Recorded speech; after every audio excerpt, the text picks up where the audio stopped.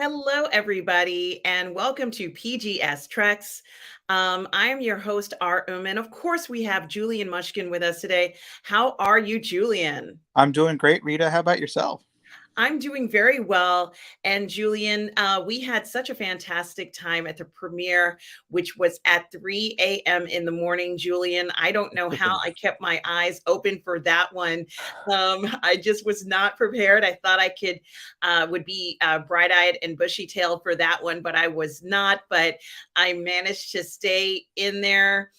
We even talked about the episode afterwards, but I have to admit that I was completely exhausted. Very glad I watched it though, because Julian, this was like the most, talked about premiere. I think in quite some time. There's been so much speculation about the premiere for the show. What do you think, Julian? I think that yes, there was an awful lot of excitement for the show. It certainly helped that we had people we know that had advanced, screenings of it, and knew that it was Trek back to form that we really appreciate to watch. And so, yeah, it was exciting to be waiting for it and to see it and see that what they've done so far. That first episode has got me pretty excited, and I'm anxious to see the next episode and see the story as it unfolds. Yeah, I agree, Julian. I think that what's so interesting about it was that we didn't really know what to expect for a number of reasons. Even though we did hear that it was fantastic and interesting, there have been so many different iterations of Trek since we've gotten anything that feels this way, that feels a way that I feel like we almost recognize the Trek that we know, or at least what we are expecting from a show like this. The level of quality, the interactions, kind of the feel of it, the look of it. Um, I think in some cases they've been able to kind of duplicate some of the look. And when I say they, some other showrunners have been able to kind of create the look that looks familiar, but some of the dialogue and the actions that take place weren't quite what we were expecting. And this did feel very much like Star Trek to me. It didn't feel like any other show. I think it is very interesting how we get to see, there are certain things that happen in the episode that I really had kind of like been waiting for.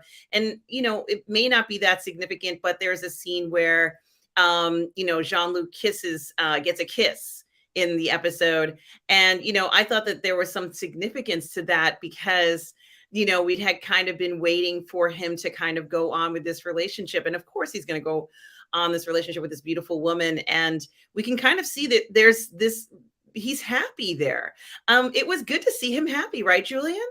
He certainly seemed comfortable in how he was living and where he was at as a place in his life. So that was cool to see, especially after the last two seasons, where he didn't seem very comfortable with where he was at in life at all. So that was very nice to see. I understand that there are some people who are like, oh, they don't really, get the whole. It feels forced for some people, I think. So, in a way, it does feel a little perfunctory to have Laris's character, at the very beginning, and from what I'm understanding, we probably don't see her for the rest of the show. Um, I don't know that for sure, but it kind of felt like it after their parting there. But it does kind of give a little, by way of um, exposition of showing where he's at in his life, which is great, and also showing, giving us a chance to understand what's going on with uh, with Dr. Crusher, with Beverly. And so it's good that we get that a little bit before, so we understand what that is, that relationship between Picard and Beverly is, and it worked nicely, I thought. it wasn't just bald in your face exposition. It was part of a conversation that two people would have, and that's part and parcel of the writing that we're seeing in this show, at least in this first episode, where the characters are having conversations which feel a lot more realistic to what we expect from, what we felt that those characters were like from the Next Generation in the movies and stuff. So it was good. Yeah, and you make such good points here about it. And, I don't think it would have been or made any sense if he and Yars were living together kind of platonically. It just doesn't make any sense in this context for him. Also, we do obviously one of the major parts of the story is that there was a distress call from Beverly. She looks amazing, but at the same time, while she's giving this distress call, she's terrified. Apparently, she's being chased. There's something going on, and it is very tense, and somewhat stressful to watch her in this state, knowing that she is she's fearing for her life. And then we even see where she gets shot more or less by, she gets injured, and she's not looking too good, Julian. I think she gets hit in the shoulder and then maybe somewhere else in the abdomen. But regardless, she is kind of wounded, and she's not in a position to treat herself. Someone has to treat her, but it seems like she's at her wit's end when she sends out this distress call to Jean-Luc. Now, I do have to ask this question, Julian. I had no idea that those communicators, I'm not saying that they couldn't work after 20 years. They could probably work after 100 years for all we know, right? Julian, they probably made it the best materials. And I honestly do believe that Starfleet and a lot of, let's say members of the Federation use the best materials for people who are going on these missions. Certainly, we wouldn't expect them to have anything that was, poor quality. But what was the reason she chose to send it to his communicator on his uniform? Gee, what if he wasn't even looking at that? It seemed like it was just pure luck, Julian, that Jean-Luc heard that signal. What do you think about that? Yeah, you could say that maybe it was luck, because why would he still be close enough to to it to hear it chirping? As for its strength, its vitality, it's being still working after so long.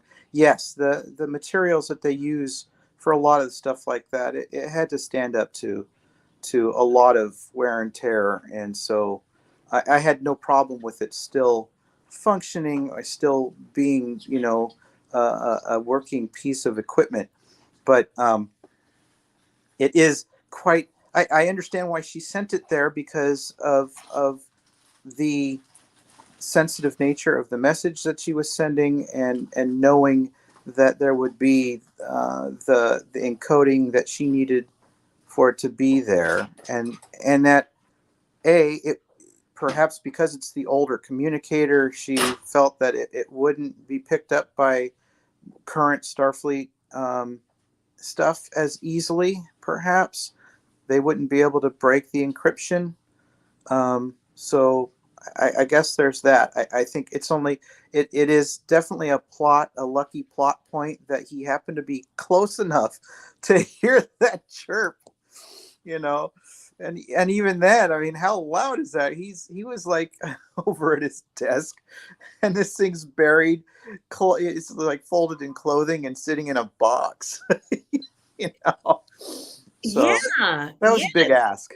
It really was amazing. Thank goodness he had that, there, and the communicator was with a uniform, and it was something to think about. And we do have a super chat from RRTNZ from New Zealand for $5 New Zealand dollars. Thank you so much, RRTNZ. He says, "Hail R." Hail to you. Picard season 3 got off to a great start, but even more epic was Critical Drinker Rob and Dave Cullen discussing it together. Trek Dream Queen. Well, we're so glad you enjoyed it, RRT and Z. Everybody is talking about Picard season 3, and it's no exception here on the Burnettwork. It has been such an incredible episode as far as I'm concerned. And obviously you feel the same way, Julian, from when we last spoke. So thank you so much, RRTNZ, for the $5 New Zealand super chat. We so appreciate it. And you know something, Julian, seeing Beverly, I don't necessarily associate her with having to fight for her life this way. And then it becomes even more interesting when we learn that she's kind of separated herself from everyone for 20 years. Julian, that's a long time. It had to be something major. I don't think that it was something that she was upset about, because Picard didn't seem to, indicate that something was wrong. But why did she feel she had to stay away for 20 years? It's kind of a long time. Julian, what do you think about that? Yeah, it sets up a lot of questions between what we see with her in her situation. Why are these people here? Why are they chasing her? Why is she having to fight for her life? Who is, you have the question of who's the person who's saying, no, don't do this, let me help. And, she's closing the door on them, and you're like, what's going on with that? There's lots of questions. And then also when you have Riker and Picard talking and him asking the questions, why is she, why did she keep her space away from us for so long? And yes, there are plenty of questions to find out. I'm intrigued. I want to find out why. But we have several, with events that happen later in the show, as we see, with her son, Jack Crusher, and which is interesting because he's taken the name of her deceased husband. And this has me wondering if we see in some shots she's got his box, I guess his box of special, his stuff from when he was on the Stargazer when he died. I'm suddenly wondering, well, okay, she's been gone for about 20 years. This young man looks to be about an age where he could be fitting into that spot. And so you have to wonder, is Picard the father, or is there somebody else who became the father, or did she perhaps find some cells from her deceased husband that perhaps she used to clone a son, which is kind of an interesting thought, and almost a little bit more interesting to me than Picard being the father, actually. That seems like a red herring, that Picard might be the father. I kind of lean towards maybe he's a clone of Jack Crusher. So. Yeah, no, this is so good, and exactly what I'm thinking. I'm sure everybody is thinking about this. Who is this young man who we know is her son? He said, "I'm her son." He has the same last name.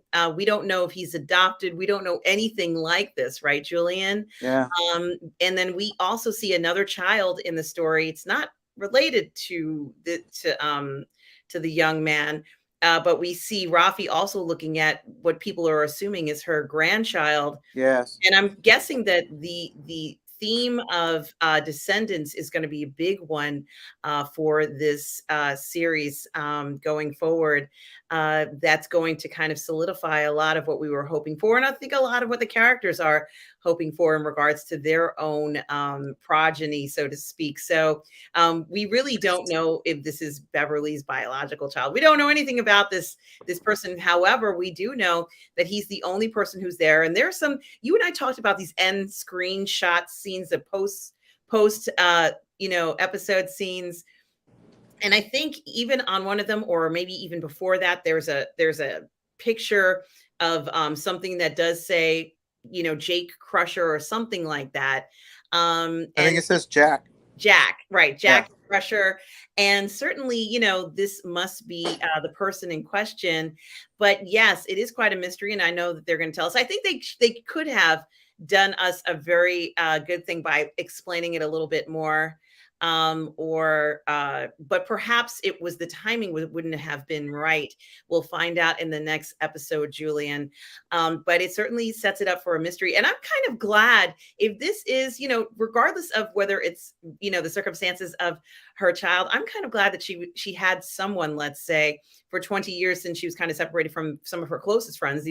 They are very, very close, or very, very, very close, tight group, so to speak, that she had someone who, might have brought her joy in her life, because those things are important. And I think we're going to see that in this final season, how important it is for many of the members to have those relationships in the story. So there was that. And then, another thing that was very interesting was seeing, I wonder if I could switch this while it's on there. Did it switch? Yeah. Okay. I've never done that before. Another thing that's very interesting, because normally I take the picture off and then put a new one on. Uh-huh.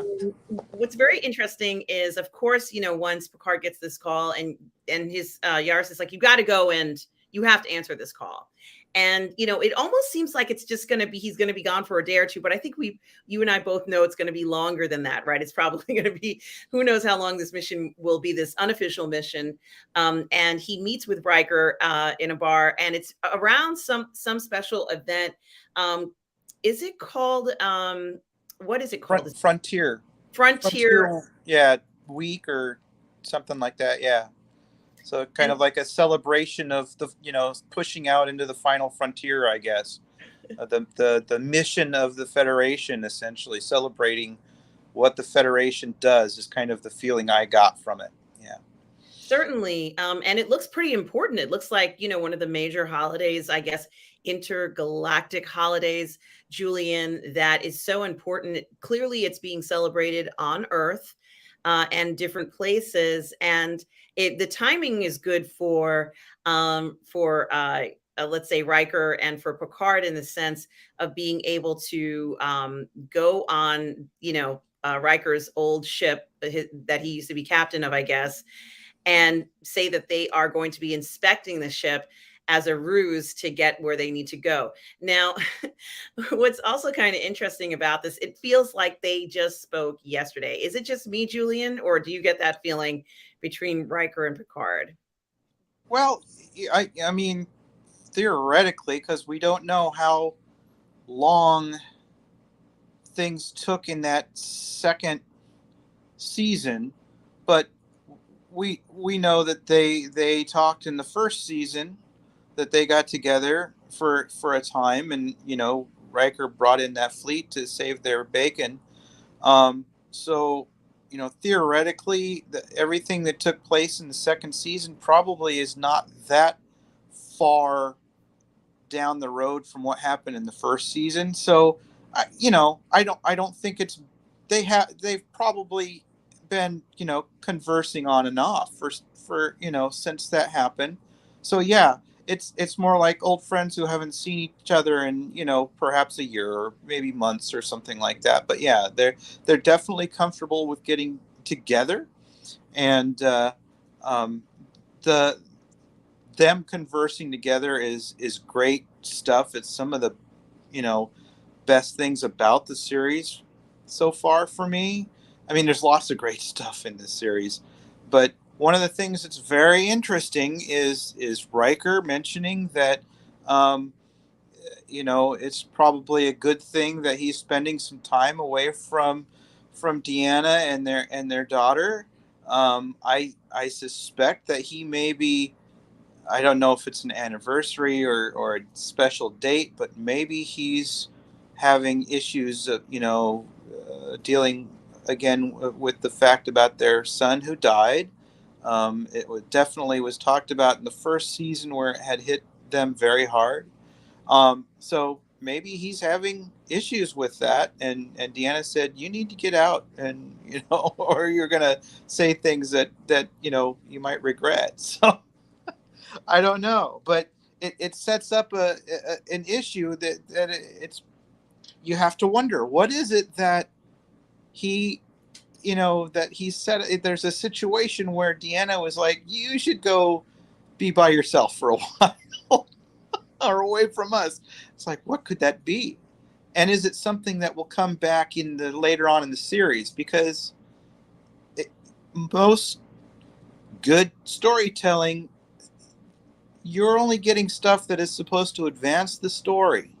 Really, those are the salient things, and so that seems to me like a salient point that we're going to touch on later on in the series that may come up and be important. And it may, perhaps because of whatever it is that's bothering him, it may lead to some sort of, divisiveness between him and Picard, perhaps. I listened to the podcast Trexperts, and both Terry Metalis and um, Jonathan Frakes were on the show with them, talking about this, and also about Frakes when he directed First Contact. But a lot of it was about this show. There was a lot they could not talk about, but they did mention that there were going to be some points where there were going to be decisions that, both decisions were probably right, but that one person wanted to do this and the other person wanted to do that. That's about all that they could explain. They didn't go any further. And so that has my appetite whetted, wondering, I wonder what's going on there. It certainly does raise the eyebrows on that situation. And however, he didn't necessarily say it with a frown. He almost had a laugh at himself a little bit about it, almost as if, and I'm not going to say this is true, but as if he needed to kind of get out of their hair, so to speak. Yeah. And so, that can happen sometimes in families. We know that. And I'm just going to assume they're going to work whatever it is out, and maybe a few days away is exactly what the doctor ordered for them. And so Julian, Riker and Picard end up on the ship with, of course, 7 of 9, and she's the number 1 essentially. And it's very interesting when they finally do get onto the ship, and the ship comes out of the, let's say it's parked, or however you want to say it, comes out of dock. Yeah. I almost was going to say dry dock, but I realized that that's not true. It's not a dry dock. Space dock. Yeah, space dock. It's interesting because I think she was waiting for someone else to give the order to get the ship out, and Picard was like, go for it. And it was very interesting. She knew exactly what to do. She is a very experienced officer now that we see her, and she's got a high rank. She's doing well, but there is some kind of animosity that she feels about things, and it's interesting to see her speak frankly, Julian, because we know that the 7 of 9 character, especially all the way through Voyager, how much we learned about 7 of 9, a lot of interesting exploration and stories about her, which I enjoyed so much. And to see her now, I know she was in the previous 2 seasons or 1 season of Picard, but here she seems very different. And to get these sort of candid conversations, she knows she can confide in Picard. It's refreshing to see that kind of question where he says, well, when you find out the answer, you need to come back and tell me what it is. Almost kind of showing that they are obviously kindred spirits in how they, perceive when it's necessary or not necessary to, let's say, deviate from orders. I'm going to say deviate from orders a bit, because they're not necessarily asking to go out and cause trouble. They just want to explore, and they need that, that larger spaceship to get to where they need to go. But it's even more interesting, Julian, when they have this impromptu, they come across this impromptu dinner, which was started without them. And, that captain, he is very clearly wants to keep the ship, as I said, or at least the way I described it, he wants the paint to be still look fresh. He doesn't want any scratches on the exterior of the ship. He wants the engines completely oiled and perfectly and ready to fire, but he doesn't want to press that button. It is very interesting to see that. Why do you think, and what's going to happen to Seven of Nine in this situation? Because he seems quite clear. I think it was very interesting that he kind of reprimanded her in front of the rest of the crew, because he would have said, I want to see you in my quarters, number one. Isn't that what normally would have happened? And then he would have told her, what you did was, I have to still punish you for that. And we can talk about it later. But he chose to tell her that on the bridge in front of everybody. And people were kind of like at their stations, and they were like, kind of giving her the look. What do you think about the fact that he chose to kind of reprimand her in front of everyone else? Does this captain have a bad reputation? And is the crew essentially scared of getting out of line with him? Captain Shaw is definitely by the book, as he presents to us, as we've seen. He seems to be a very by the book, very regulation bound commander, and it sounds like from what Seven is saying, Commander Annika Hansen, as he commands, or as he wishes her to be known, that she does not entirely enjoy serving under him, and that she would rather be under somebody else. The fact that he definitely has some anti-Borg sentiments in demanding that she not use her chosen Seven of Nine name, and essentially he's dead naming her by choosing to have her use her old name. I'm certain is what they're going for, kind of that message, how we're supposed to read it. I loved seeing her in that position. I loved seeing a lot of the confidence that we do see, even though she expresses that she doesn't have the confidence, or does not feel that she has the confidence to instill the kind of spirit and solidarity with the crew that she witnessed with Janeway when she was serving under her, and that she feels coming from when she was with Picard, and that I'm sure that she used her resources to be able to look up what it was like for people to serve under Picard, and she would realize that Picard and Janeway were definitely molds that Shaw does not fit into. He runs a different style of ship, but yes, definitely there are leaders and there are leaders, and ones that are trying to help lead and grow their crew would do something. They would not do that, disciplining right in front of the rest of the crew. They would go, come, let's go talk somewhere. Let's go. And certainly ones that want to reinforce a different type of style of saying, hey, don't screw up or I'm coming down on you. That's a different type of dynamic, and I don't think it's one that instills a lot of trust and specifically like the type of leadership we saw from Picard through those 7 seasons of Next Generation. So I think I don't know exactly what's going to happen, but I think in the second episode, I think we're going to see that they are not that far away from where they left the shuttle, that their sensors are probably going to tell them that, oh, this ship came in and it's like firing on, the ship that Picard and Riker just went to, and we should do something to help them. That, that's what I'm thinking is going to happen. That at the last minute they're going to come in and save their bacon. But I don't know anything for sure about what actually will happen, but that's my thoughts on what I hope will happen at least, and that any real problems with with Seven of Nine and Commander or Captain Shaw will be like kind of like pushed off to the side because we have to deal with this situation right now. Absolutely. And it really was it was really fun to see Captain Shaw asleep in his quarters. And then I guess he looked out the window and saw what he saw was not what should have been there. Right. It was so satisfying to see his face because we knew this was going to happen.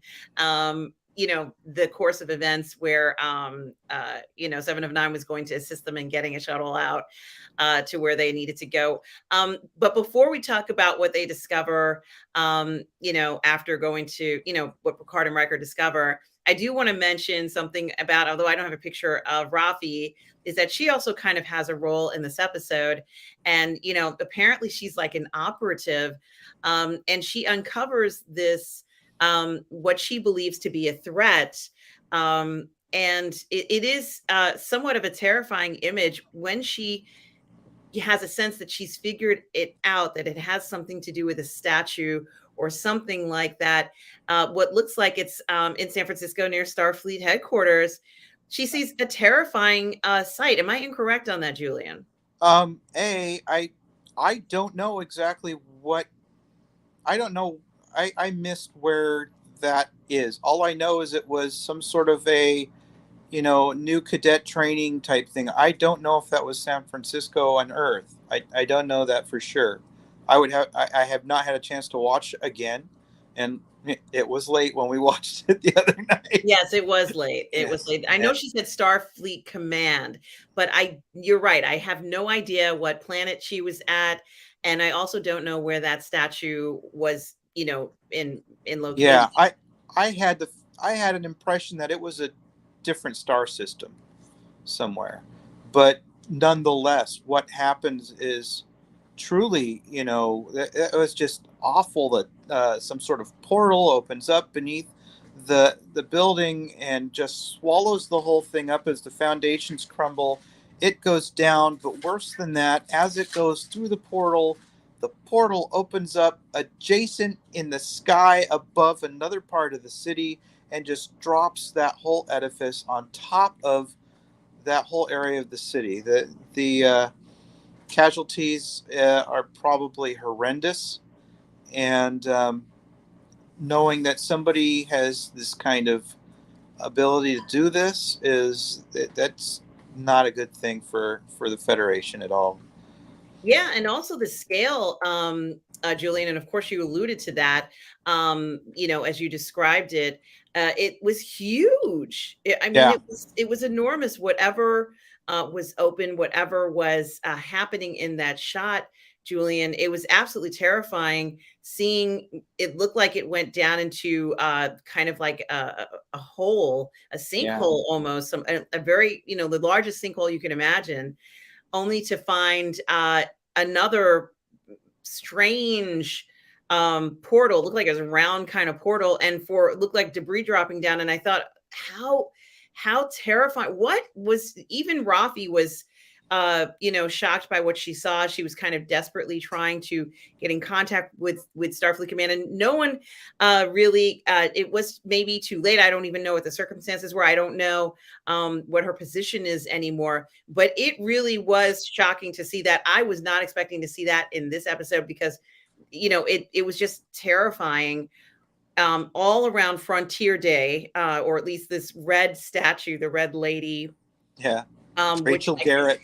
Yeah. Yes. Do you know anything about Rachel Garrett? Yes. Rachel Garrett was the captain of the Enterprise C, which gained its place in history by getting into a fight with 3 or 4 Romulan warbirds, which were totally destroying it at the time, and they were defending the Klingon outpost at Narendra 3. Mm-hmm. And at the moment of the battle, so the energies created some sort of a rift in time, and the Enterprise C came forward and found itself adjacent to the Enterprise D, which was at that point at war. The Federation had been at war with the Klingon Empire, and they were losing. It is a wonderful episode, yesterday's Enterprise, and there was a substitution, if I'm correct on that one, Julian. if you are referring to the reintroduction of Tasha's character, Tasha Yar was still alive because the events of the first season of Next Generation never actually happened in this period. That yes, she was alive, and she ends up going back in time with the crew of the Enterprise C because they are shorthanded and their captain has been killed. And the first officer, Castillo, takes over. And she was kind of smitten with the first officer, Castillo, from the Enterprise C. And I have to assume that he died. But we find out later that she was captured alive and taken by the Romulans back to Romulus. And eventually, Sela, the Romulan, half human, half Romulan, would become a nemesis for Picard in later years, later seasons. So, but that is why Rachel Garrett has a place in history. As you know, there was no actual reason that she should get in there and defend the Klingons. There was no type of real agreements that this was something that the Federation would do, but she, guided by the ideals of the Starfleet and Federation, stepped in there and said, "We're going to try and help you," and it's postulated that that is what helped bring about the eventual, the Klingons and the Federation becoming closer allies. So. Absolutely. And if I remember, Tasha Yar talks to everyone and says that in the other timeline, I had a senseless death or something like that. And I Yes. do remember that very specifically, and how poignant it was for her to feel that it was more significant for her to have a role in or to have a death that had meaning. And so that also was something that was very important to the Tasha Yar character there. But of course, and we only have a few minutes left because we do have to get going. Yeah. In the final moments, more or less, Riker and Picard do end up finding Beverly in a kind of a cryo unit. And it's scary. They said that her vital signs are low, that she needs help. Someone helped her get into the chamber. And of course, we discover her son, this young man. And there is quite a big sense of mystery surrounding him. But overall, for me, I felt that the episode was a success, Julian. I do too.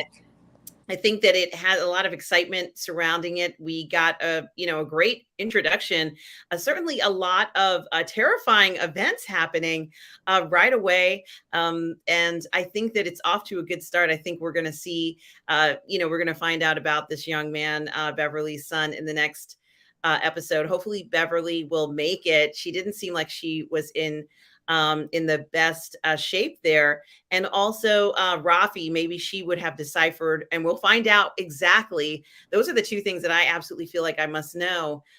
Julian, what about you? What do you think we're going to see in the next episode? I think we're going to see a timely escape somehow.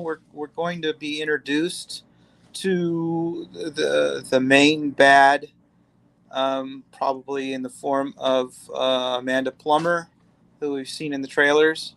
I assume that she's on board that big ass ship that is attacking them at the end of the episode. So somehow I think they're going to get away from that, and then it's going to be, well, why does she want to do this type of thing? We're going to spend time with Picard and Beverly, and Picard's going to try and figure out, what's going on. Why did you stay away? That type of a thing. We may get some answers there. I have some suspicions about who it is that Rafi is in contact with as far as her handler for the intelligence work that she's doing. We'll see if that plays out. Frankly, I think the fact that the handler used the term "you are a warrior" is a big perhaps a clue to who that person on the other end may be. And so I'm just expecting that they're going to continue the follow up with another good episode. The premiere last week, Thursday night, did the first 2 episodes together as one piece, and people were cheering and really excited about what they saw, from what I understand. So I'm looking forward to it. I really am. Now, the final thing that I'm going to say before I wrap this up, and we do have to really wrap this up, Yep. is that those post credit scenes, or actually the end post episode scenes. I don't even know whether it was actually before the credits, but Yeah. they had some great screens, and I know there are some people who really like to zoom in on those screens. But this was the image that I still thought was pretty amazing. I couldn't really find a picture of it anywhere, but it looked like some I don't know what this is. Yeah. It says predicted function, and I'm wondering if this has to do with what I would consider a weapon from what we saw in this first episode. It was absolutely spectacular in the sense of what it could do, but terrifying in the repercussions of what it's a devastating blow to whoever is affected. I'm wondering who may have been hurt by this. Julian, it's a big concern, but maybe some of those screens, which they showed us on purpose. They showed us those screens on purpose. There was some Captain Shaw, where stuff was redacted in some of the things. It was pretty cool to see that. Thank you. Someone is mentioning that it's a quantum tunneling device. I have no idea what this thing is. What I do know is that it certainly is interesting to see those screens that someone will make a video about and tell us exactly what it is. But it's so cool to be excited about a Star Trek episode again, Julian. It is. I'm looking forward to the next one. Thank you so much for joining me tonight for this review here for PGS Treks. Julian, where can people find you? They can find me on Facebook, Julian Mushkin. That's where I am. I don't do Twitterverse or any of that kind of stuff. So that's where I am until I get off my butt and make my own videos. And of course, guys, you can find me here on the Burnettwork. You can also find me on my own YouTube channel, Positive Fandom, as well as the 1/6 Scale Man Network and Lorraine Creole's channel. And thank you so much, Tom Junior Jackson, for moderating, and any of the moderators who are here. We do appreciate it. We are all goof people. And on behalf of the Burnettwork, thank you everybody who showed up tonight. There's going to be more discussion in a few minutes on Midnight Musings. I will be on Midnight Musings talking about this again. Certainly, I'm eager to see you all there. And as I kind of sign off, live long and prosper, but also, guys, no matter where you are in the galaxy, always do remember to please be kind. Be kind. Care, everybody. Bye. Take care. Thank you, RM.